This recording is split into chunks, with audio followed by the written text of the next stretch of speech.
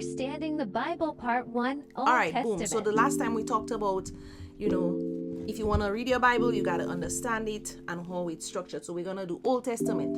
Let's go. So God created the earth and he created man. But man fell. After he gave man the blessing, gave them the charge of everything, they missed it. Man fell. Symbolized by Exodus, which talks about them going into captivity. But in that captivity, they cried out. And God was like, okay, you know what? I'll release you guys. Let my people go. They were released into the wilderness. In the wilderness, they started to complain, but that's where they got the law. And in their complaints, they missed the promised land.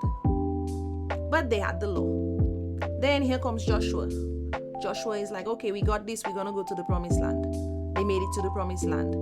But in the promised land, of course, they had the law, but they needed judges to enforce the law. So God gave them judges to rule over them. And then we see in the book of Ruth, God was like, okay, I'm thinking of a master plan. I'm executing a master plan. In the book of Ruth, we see that there is a redeemer that is being prophesied about through the birth of Ruth's child with Boaz.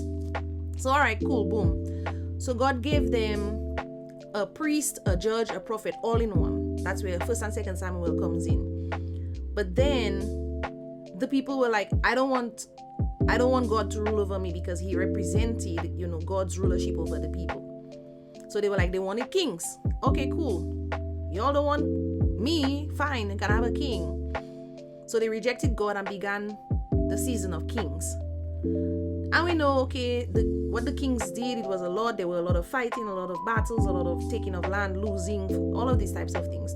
But that's also documented in 1st and 2nd Chronicles, which emphasizes 2nd Samuel and 1st Kings. All right, so then boom, the kings messed up.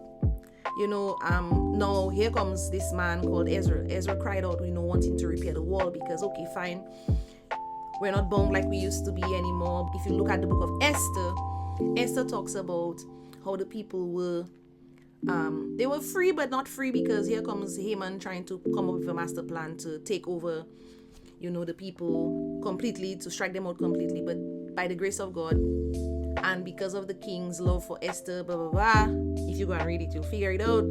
Then the people were at a place of supposed peace for a season. But okay, you're free and stuff like that. But the original intent of your freedom was for you to worship God.